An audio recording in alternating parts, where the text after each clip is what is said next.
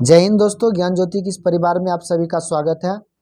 आज हम देखेंगे लुसेंट ऑब्जेक्टिव का दूसरा अध्याय हिस्ट्री। तो देखिए फर्स्ट क्वेश्चन क्या कहता है। फर्स्ट क्वेश्चन है, बीते हुए युगों की घटनाओं के संबंध में जानकारी देने वाले स्रोतों को क्या कहा जाता है।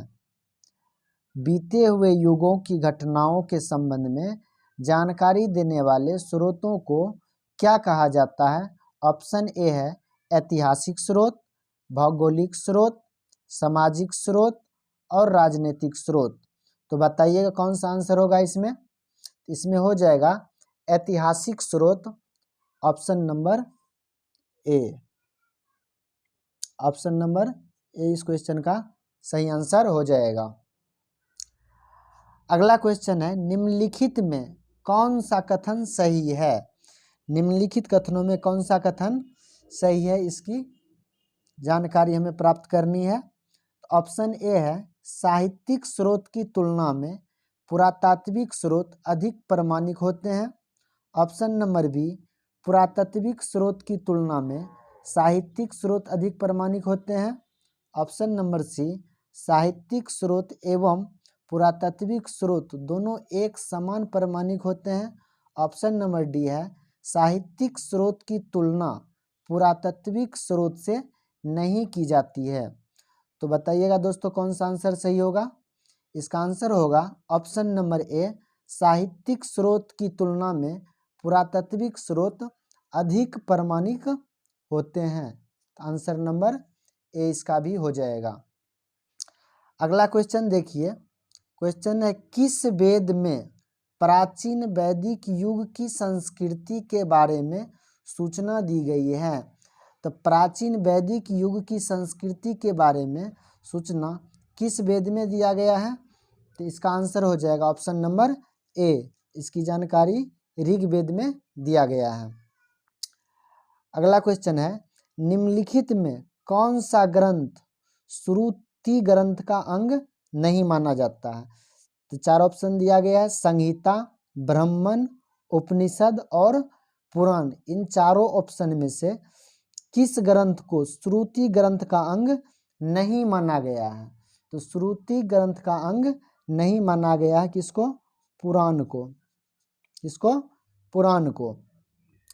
क्वेश्चन नंबर 5 है, निम्नलिखित में से कौन सा ग्रंथ यह दावा करता है जो उस ग्रंथ में है वह विश्व में है और जो उस ग्रंथ में नहीं है वह विश्व में अलभ्य है। मतलब जो उस ग्रंथ में नहीं है वो विश्व में कहीं नहीं है। तो बताइएगा इसका आंसर कौन सा हो जाएगा। ऋग्वेद, यजुर्वेद, सामवेद और महाभारत। तो बताइएगा कौन सा आंसर सही होगा। इसका आंसर हो जाएगा ऑप्शन नंबर डी, महाभारत इसका राइट आंसर हो जाएगा। क्वेश्चन नंबर 6 है, त्रिपिटक धर्म ग्रंथ है। त्रिपिटक नामक धर्म ग्रंथ किस धर्म का है। जैसे जैन का, बौद्धों का, सिखों का और हिंदुओं का। तो त्रिपिटक धर्म ग्रंथ है किसका, यह है धर्म ग्रंथ बौद्ध का। क्वेश्चन नंबर 7 है, जातक किसका ग्रंथ है। Option number A Vaishnav, B में है जैन, सी में है बौद्ध और डी में है शैव। तो बताइएगा जातक किसका ग्रंथ है। इसका भी आंसर हो जाएगा जातक बौद्ध ग्रंथ है। क्वेश्चन नंबर 8 देखेंगे, मिलिंद पान्हो।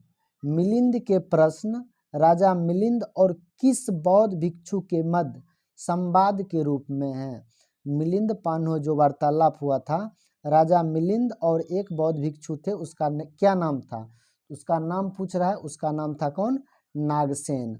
यानी मिलिंद पान्हो के प्रश्न और नागसेन थे, इन दोनों के बीच में वार्तालाप हुई थी। क्वेश्चन नंबर 9 है, निम्नलिखित में किसकी तुलना मैकियावेली के प्रिंस से की जा सकती है। मैकियावेली के प्रिंस से तुलना किसको करेंगे हम। इसकी तुलना हम करेंगे कौटिल्य के अर्थशास्त्र।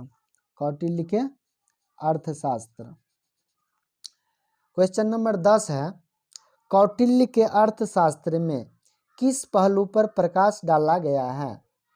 कौटिल्य के अर्थशास्त्र में किस पहलू पर प्रकाश डाला गया है? ऑप्शन नंबर ए आर्थिक जीवन, बी में है राजनीतिक नीतियाँ, सी में है धार्मिक जीवन और डी में है सामाजिक जीवन। तो 10 का आंसर क्या हो जाएगा? तो कौटिल्य एक पुस्तक का नाम है जो राजनीतिक विज्ञान से संबंधित है। क्वेश्चन नंबर 11 है, कलहन की पुस्तक का नाम क्या है? बहुत ही फेमस है ये क्वेश्चन। कलहन की पुस्तक का नाम क्या है? कलहन की पुस्तक कौन सा है? ऑप्शन ए अर्थशास्त्र, बी इंडिका, सी पुराण और डी में राजतरंगिणी। तो कलहन के पुस्तक का नाम है राजतरंगिणी और ये क्वेश्चन बीपीएससी 2011 में पूछ चुका है। नेक्स्ट क्वेश्चन है 12 नंबर, अष्टाध्यायी किसके द्वारा लिखी गई है? तो अष्टाध्यायी वेदव्यास, पाणिनि, सुखदेव और वाल्मीकि। सुखदेव और वाल्मीकि। तो अष्टाध्यायी के लेखक पाणिनि है। कौन है? पाणिनि है अष्टाध्यायी के लेखक। क्वेश्चन नंबर 13 है, महाभाष्य के रचनाकार का नाम है, यानी महाभाष्य के रचनाकार कौन है? ऑप्शन ए है कौटिल्य, पतंजलि, कालिदास और भारवी। तो महाभाष्य के रचनाकार है पतंजलि। क्वेश्चन नंबर 14 है, कालिदास द्वारा रचित मालविका अग्निमित्रम नाटक का नायक कौन था? तो कालिदास जो एक नाटक लिखा था जिसका नाम था माल का अग्निमित्रम, इसके नायक के बारे में पूछ रहा है, इसका नायक कौन था? तो पुष्यमित्र शुंग, गौतमी पुत्र सतकर्णी, अग्निमित्र और चंद्रगुप्त द्वितीय। देखिए नाटक के नाम में ही इसका नायक का नाम छिपा हुआ है, मालविका अग्निमित्रम, और यहाँ पे ऑप्शन में है अग्निमित्रम। यही आंसर हो जाएगा अग्निमित्रम। क्वेश्चन नंबर 15 है, हर्षचरित किसके द्वारा लिखी गई है? हर्षचरित एक पुस्तक का नाम है। ये लिखा गया था किसके द्वारा? कालिदास के द्वारा, बाणभट्ट के द्वारा, वाल्मीकि के द्वारा और वेदव्यास के द्वारा। किसके द्वारा लिखा गया था? तो हर्षचरित के लेखक थे बाणभट्ट। कौन थे? बाणभट्ट थे। क्वेश्चन नंबर 16 है, विक्रमांक चरित के रचनाकार का नाम है? विक्रमांक चरित्र ये पुस्तक कौन लिखे थे? ऑप्शन ए है कलहन, ऑप्शन बी है विलहन, ऑप्शन सी है वाल्मीकि, ऑप्शन डी है वेदव्यास। तो विक्रमांक चरित्र के लेखक है कौन? विलहन है। कौन है? विलहन है। क्वेश्चन नंबर 17 है, चंदबरदाई द्वारा रचित ग्रंथ का नाम है, यानी चंदबरदाई कौन सा ग्रंथ लिखा था? तो चंदबरदाई लिखा था कौन सा? पृथ्वीराज रासो। पृथ्वीराज रासो।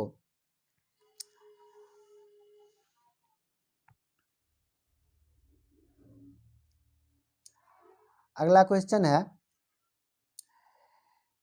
निम्न में कौन सा सिकंदर के साथ भारत आने वाला इतिहासकार नहीं था?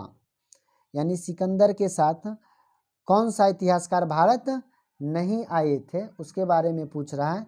तो ऑप्शन ए है निरियाकस, एनासिक्रिटिस, एस्टिबोलुस और हेरोडोटस। यानी हेरोडोटस सिकंदर के साथ भारत नहीं आए थे। इसका मतलब है निरियाकस, एनासिक्रिटिस और एस्टिबुलस ये तीनों आए थे किसके साथ? सिकंदर के साथ। क्वेश्चन नंबर 19 है, निम्नलिखित में से किस विदेशी यात्री ने भारत का दौरा सबसे पहले किया था? कौन से विदेशी यात्री थे जो भारत का दौरा सबसे पहले किए थे? तो भारत का दौरा सबसे पहले किए थे मेगास्थनीज ने। किसने किए थे? मेगास्थनीज। क्वेश्चन नंबर 20 है, मेगास्थनीज की पुस्तक का नाम क्या है? तो मेगास्थनीज कौन सा पुस्तक लिखे थे? ऑप्शन ए अर्थशास्त्र, ऑप्शन बी में है ऋग्वेद, ऑप्शन सी में है पुराण, ऑप्शन डी में है इंडिका। तो ये लिखे थे इंडिका नामक पुस्तक लिखे थे कौन? मेगास्थनीज ने। क्वेश्चन नंबर 21 है, जियोग्राफिया की रचना किसने की? ये भी एक पुस्तक का नाम है जियोग्राफिया। तो जियोग्राफिया के रचनाकार कौन है? ऑप्शन ए है हेरोडोटस, ऑप्शन बी है मेगास्थनीज, ऑप्शन सी है एस्ट्रेबो और ऑप्शन डी है प्लिनी। इसका आंसर हो जाएगा कौन सा? एस्ट्रेबो। कौन सा हो जाएगा? एस्ट्रेबो। क्वेश्चन नंबर 22 है, प्लिनी की पुस्तक का नाम बताइए। प्लिनी कौन से पुस्तक लिखे थे? हिस्ट्रीज, नेचुरल हिस्टोरिया, जियोग्राफिया, जियोग्राफिया तो ऊपर में एस्ट्रोबी ने लिखा था, जियोग्राफी। बताइए इसका आंसर कौन सा हो जाएगा क्वेश्चन नंबर 22 का? तो प्लिनी ने लिखा था Naturalis Historia. Option number B हो जाएगा। क्वेश्चन नंबर 23 है, पेरिपल्स ऑफ एरिथ्रियन सी की रचना किसने की थी? Periplus of Erythraean Sea. Option A है हेरोडोटस, ऑप्शन बी है मेगास्थनीज, ऑप्शन सी है एस्ट्रेबो और ऑप्शन डी है अज्ञातनामा यूनानी लेखक। तो बताइएगा कौन सा आंसर होगा क्वेश्चन नंबर 23 का? इसका हो जाए अज्ञातनामा यूनानी लेखक। क्वेश्चन नंबर 24 है, फहियान कहाँ का निवासी था? फहियानी एक यात्री था जो भारत आए थे, वही पूछ रहा है कि कहाँ का निवासी कहाँ का था। ऑप्शन ए है भूटान, ऑप्शन बी है अमेरिका, ऑप्शन सी है चीन और ऑप्शन डी है बर्मा। तो बताइएगा फहियान कहाँ के यात्री थे? तो फहियान चीन के यात्री थे। कहाँ के थे? चीन के थे। क्वेश्चन नंबर 25 है, फहियान किसके शासन काल में भारत आया था? ऑप्शन ए है चंद्रगुप्त प्रथम, ऑप्शन बी है अशोक, ऑप्शन सी है हर्षवर्धन और ऑप्शन डी है चंद्रगुप्त द्वितीय। तो बताइएगा फहियान किसके शासनकाल में भारत आए थे? तो फहियान आए थे चंद्रगुप्त द्वितीय के शासनकाल में। क्वेश्चन नंबर 26 देखिए, हर्षवर्धन के समय में कौन सा चीनी यात्री भारत आया था? तो हर्षवर्धन के समय में, जिस टाइम हर्षवर्धन भारत में शासन कर रहे थे, उस टाइम में चीन से कौन से यात्री आया था?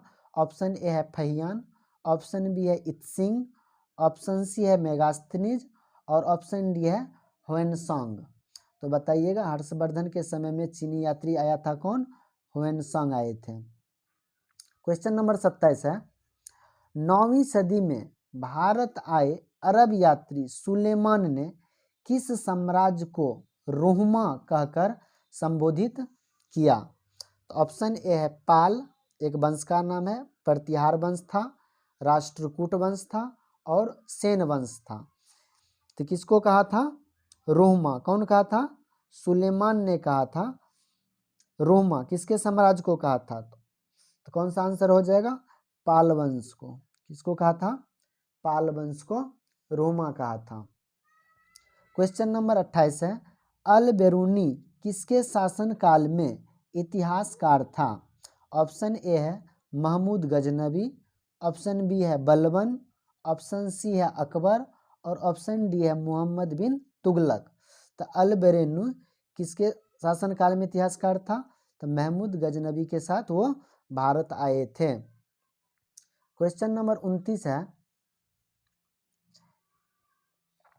यात्री इब्न बतूता कहाँ से आया था? तो इब्न बतूता कहाँ के यात्री थे? इब्न बतूता मोरक्को के थे। क्वेश्चन नंबर 30 है, दक्षिण अफ्रीकी यात्री इब्न बतूता किसके शासन काल में भारत आया था? तो इब्न बतूता किसके शासन काल में भारत आया था? ऑप्शन ए है हुमायूं, ऑप्शन बी है अकबर, ऑप्शन सी है मोहम्मद बिन तुगलक, ऑप्शन डी है अलाउद्दीन खिलजी। तो बताएंगे तो इब्न बतूता जो आए थे भारत उस टाइम में मोहम्मद बिन तुगलक का शासन चल रहा था। क्वेश्चन नंबर 31 है, फारस के सुल्तान मिर्जा शाहरुख के राजदूत अब्दुल रज्जाक ने किस विजयनगर सम्राट के शासनकाल में विजयनगर की यात्रा की थी। तो अब्दुल रज्जाक जो थे वो विजयनगर की यात्रा किए थे, किसके शासनकाल में, यानी उस टाइम में विजयनगर पर कौन शासन कर रहा था। ऑप्शन ए है देवराय प्रथम, ऑप्शन बी है देवराय द्वितीय, ऑप्शन सी है कृष्ण देव राय और ऑप्शन डी है सदाशिव राय। तो बताएंगे इसका आंसर कौन सा हो जाएगा। तो कृष्ण देव राय के शासनकाल में वो भारत आए थे। अब क्वेश्चन नंबर 32 है, भारतीय पुरातत्व सर्वेक्षण की स्थापना कब हुई थी। भारतीय पुरातत्व सर्वेक्षण की स्थापना कब हुई थी। ऑप्शन ए है 1784 ईस्वी में, ऑप्शन बी है 1800 ईस्वी में, ऑप्शन सी है 1857 ईस्वी में, ऑप्शन डी है 1861 ईस्वी में। तो बताएंगे इसका आंसर कौन सा हो जाएगा। भारतीय पुरातत्व सर्वेक्षण की स्थापना, इसकी स्थापना हुई थी 1881 में, 61 में। क्वेश्चन नंबर 33 है, भारतीय पुरातत्व का जनक किसे कहा जाता है। भारतीय पुरातत्व का जनक किसे कहा जाता है। ऑप्शन ए है अलेक्जेंडर कनिंघम को, जेम्स प्रिंसेप को, जॉन मार्शल को और मार्टिमर व्हीलर को। तो बताएंगे 33 नंबर का आंसर क्या हो जाएगा। अलेक्जेंडर कनिंघम, अलेक्जेंडर कनिंघम इसका राइट आंसर हो जाएगा। क्वेश्चन नंबर 34 देखते हैं, निम्नलिखित विद्वानों में हड़प्पा सभ्यता का सर्वप्रथम खोजकर्ता कौन था। हड़प्पा सभ्यता की खोजकर्ता सर्वप्रथम किसने किया था। तो ऑप्शन ए है sir John Marshall, option B है आर डी बनर्जी यानी राखलदास बनर्जी, ऑप्शन सी है एन कनिंघम और ऑप्शन डी है दयाराम साहनी। तो बताएंगे 34 नंबर का आंसर क्या हो जाएगा। 34 नंबर का आंसर हो जाएगा दयाराम साहनी। क्वेश्चन नंबर 35 है, हड़प्पा सभ्यता की खोज किस वर्ष में हुई थी। हड़प्पा सभ्यता की खोज का वर्ष पूछ रहा है, यानी कब इसको खोजा गया है। ऑप्शन ए है 1901 ईस्वी, ऑप्शन बी है 1921 ईस्वी, ऑप्शन सी है 1935 ईस्वी, ऑप्शन डी है 1942 ईस्वी। इसका राइट आंसर हो जाएगा 1921 ईस्वी। अगला क्वेश्चन है क्वेश्चन नंबर 36, सिंधु घाटी सभ्यता की खोज निकालने में जिन दो भारतीय का नाम जुड़ा हुआ है ये कौन थे। ऑप्शन ए है दयाराम साहनी एवं राखलदास बनर्जी, ऑप्शन बी है जॉन मार्शल एवं महेश्वरी प्रसाद, ऑप्शन सी है आशीर्वादीलाल एवं रंगनाथ राव, ऑप्शन डी है माधो स्वरूप वत्स एवं बीवी राव। तो बताएंगे क्वेश्चन नंबर 36 का आंसर क्या हो जाएगा। क्वेश्चन नंबर 36 का आंसर हो जाएगा दयाराम साहनी और राखलदास बनर्जी। क्वेश्चन नंबर 37 है, हड़प्पा एवं मोहनजोदड़ो की पुरातात्विक खुदाई के प्रभारी कौन थे। हड़प्पा एवं मोहनजोदड़ो की पुरातात्विक खुदाई के प्रभारी कौन थे। ऑप्शन ए है लॉर्ड मैकाले, ऑप्शन बी है sir John Marshall, option C है लॉर्ड क्लाइव, ऑप्शन डी है कर्नल टॉड। तो बताएंगे 37 का आंसर क्या हो जाएगा। इसका आंसर हो जाएगा option number B sir John Marshall. Question number 38 है, न्यूमिस्मैटिक्स क्या है। ऑप्शन ए है प्राचीन पांडुलिपियों का अध्ययन, ऑप्शन बी है सिक्कों व धातुओं का अध्ययन, ऑप्शन सी है ताल पत्रों का अध्ययन और ऑप्शन डी है ताम्र पत्रों का अध्ययन। बताएंगे 38 का आंसर क्या हो जाएगा। 38 का आंसर न्यूमिस्मैटिक्स क्या है, ये सिक्कों व धातुओं का अध्ययन, सिक्कों का अध्ययन या धातुओं का अध्ययन क्या कहलाता है, न्यूमिस्मैटिक्स कहलाता है। क्वेश्चन नंबर 39 है, एशिया माइनर स्थित बोगाज कोई का महत्व इसलिए है कि। ऑप्शन ए है वहाँ से जो अभिलेख प्राप्त हुए हैं उनमें 4 वैदिक देवताओं जिसका नाम है इंद्र, वरुण, मित्र व नासत्य का उल्लेख मिलता है। ऑप्शन बी है मध्य एशिया व तिब्बत के बीच एक महत्वपूर्ण व्यापारिक केंद्र था। ऑप्शन सी है वेद के मूल ग्रंथ की रचना यहीं हुई थी। ऑप्शन डी है इसमें से कोई नहीं। तो बताएंगे इसका आंसर क्या हो जाएगा। एशिया माइनर स्थित बोगाजकोई का महत्व किस लिए है। इसका आंसर हो जाएगा ऑप्शन नंबर ए। वहाँ से जो अभिलेख प्राप्त हुए हैं उसमें से 4 वैदिक देवता जिसका नाम इंद्र, वरुण, मित्र व नासत के नाम का उल्लेख मिलता है। क्वेश्चन नंबर 40 है अशोक के शिलालेख को पढ़ने वाला प्रथम अंग्रेज कौन था। ऑप्शन ए है जॉन टावर, बी नंबर है Harry Smith, option number C है Charles Metcalfe, option number D है जेम्स प्रिंसेप। तो बताएंगे इसका आंसर कौन सा हो जाएगा। तो अशोक का शिलालेख सर्वप्रथम जेम्स प्रिंसेप ने पढ़े थे।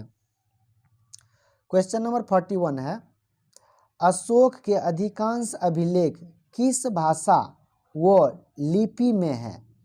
यानी अशोक का अधिकांश जो अभिलेख है किस भाषा में लिखा गया और किस लिपि में लिखा गया है। ऑप्शन नंबर ए है प्राकृत व ब्राह्मी, ऑप्शन नंबर बी है संस्कृत व ब्राह्मी, ऑप्शन नंबर सी है पाली व ब्राह्मी और ऑप्शन नंबर डी है हिंदी व ब्राह्मी।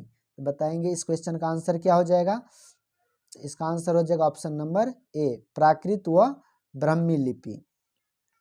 क्वेश्चन नंबर 42 है कहाँ से अशोक के द्विभाषाई ग्रीक एवं अरमाइक अभिलेख प्राप्त हुए हैं। यानी इस अभिलेख में 2 भाषा ग्रीक और अरमाइक दोनों का मिलावट है। ऑप्शन नंबर ए है सर एकुना, ऑप्शन बी है मन सेहरा, ऑप्शन नंबर सी है कालसी और ऑप्शन नंबर डी है कलिंग। तो बताएंगे 42 का आंसर क्या हो जाएगा। तो 42 का आंसर हो जाएगा सर ए कुना, ऑप्शन नंबर ए। क्वेश्चन नंबर 43 है अशोक के मन सेहरा जो कि पाकिस्तान में है एवं शहबाज गढ़ी ये भी कहाँ पे है पाकिस्तान है, पाकिस्तान में है से प्राप्त शिलालेखों में किस लिपि का प्रयोग किया गया है। मनसेहरा लिपि में और शहबाज गढ़ी लिपि में, शहबाज गढ़ी अभिलेख में किस लिपि का प्रयोग किया गया। ऑप्शन ए है खरोष्टी, ऑप्शन बी है संस्कृत, ऑप्शन सी है तमिल और ऑप्शन डी है यूनानी। तो बताएंगे कौन सा इसका आंसर हो जाएगा। 43 का आंसर क्या होगा। 43 का आंसर ऑप्शन नंबर ए। क्वेश्चन नंबर 44 है प्राचीन भारत में कौन सी एक लिपि दाईं से बाईं ओर लिखी जाती थी। यानी दायां से बायां की ओर लिखा जाएगा वो लिपि कौन सी थी। तो ऑप्शन ए है ब्राह्मी, ऑप्शन बी है नंदनागरी, ऑप्शन सी है शारदा और ऑप्शन डी है खरोष्टी। तो बताएंगे कौन सी लिपि थी ये थी खरोष्टी लिपि, ऑप्शन नंबर डी। अगला क्वेश्चन है हेलियोडोरस का बेस नगर अभिलेख संदर्भित है। ऑप्शन ए है संकर्षण तथा वासुदेव से, ऑप्शन बी है संकर्षण तथा प्रद्युमन से, ऑप्शन सी है संकर्षण, प्रद्युमन तथा वासुदेव से, ऑप्शन डी है केवल वासुदेव से। बताएंगे 45 का आंसर क्या हो जाएगा। 45 का आंसर हो जाएगा सिर्फ ये वासुदेव के थे। क्वेश्चन नंबर 46, क्वेश्चन नंबर 46 देखते हैं निम्नलिखित में कौन सा अभिलेख कलिंग नरेश खारवेल से संबंधित है। ऑप्शन नंबर ए है हाथी गुम्फा, ऑप्शन बी है जूनागढ़, ऑप्शन सी है नानाघाट और ऑप्शन डी है नासिक। तो बताएंगे 46 का आंसर क्या हो जाएगा। 46 का आंसर हो जाएगा हाथी गुम्फा अभिलेख। क्वेश्चन नंबर 47 देखते हैं सर्वप्रथम भारत में विशुद्ध संस्कृत भाषा में लंबा अभिलेख किस राजा द्वारा जारी किया गया। यानी शुद्ध संस्कृत भाषा में लिखा गया ये अभिलेख था। उस अभिलेख का नाम जो राजा ने बनवाया था उसका नाम पूछ रहा है। ऑप्शन ए है यवन राजा मिनांडर द्वारा, ऑप्शन बी है शक क्षत्रप रुद्र दमन द्वारा, ऑप्शन सी है पार्थव राजा गोवंदो फिरनिस द्वारा, ऑप्शन डी है कुषाण राजा कनिष्क के द्वारा। तो बताएंगे 47 का आंसर क्या हो जाएगा। तो 47 का आंसर हो जाएगा शक क्षत्रप रुद्र दमन के द्वारा जारी किया गया था। क्वेश्चन नंबर 48 है काव्य शैली का प्राचीनतम नमूना किसके अभिलेख में मिलता है। ऑप्शन ए है रुद्र दमन के, ऑप्शन बी है अशोक के, ऑप्शन सी है राजेंद्र प्रथम के और ऑप्शन डी है इसमें से कोई नहीं। तो बताएंगे 48 का आंसर क्या हो जाएगा। 48 का आंसर हो जाएगा ऑप्शन नंबर ए यानी रुद्र दमन। क्वेश्चन नंबर 49 निम्नलिखित में से किस अभिलेख में चंद्रगुप्त मौर्य और अशोक दोनों का उल्लेख किया गया, यानी चंद्रगुप्त मौर्य और अशोक दोनों का उल्लेख एक ही अभिलेख में किया गया होगा। तो ऑप्शन नंबर ए है गौतमी पुत्र सतकर्णी का नासिक अभिलेख, ऑप्शन बी है महाक्षत्रप रुद्र दमन का जूनागढ़ अभिलेख, ऑप्शन नंबर सी है अशोक का गिरनार अभिलेख और ऑप्शन डी है स्कंदगुप्त का जूनागढ़ अभिलेख। तो बताएंगे 49 का आंसर क्या हो जाएगा। 49 का आंसर हो जाएगा ऑप्शन नंबर बी यानी महाक्षत्रप रुद्र दमन का जूनागढ़ अभिलेख में चंद्रगुप्त मौर्य और अशोक दोनों का उल्लेख एक साथ मिलता है। आज इतना ही पर रखते हैं, कुछ क्वेश्चन बच गए, 80 तक टोटल क्वेश्चन है, अगले वीडियो में उसको हम कवर कर लेंगे। Thank you, all the best.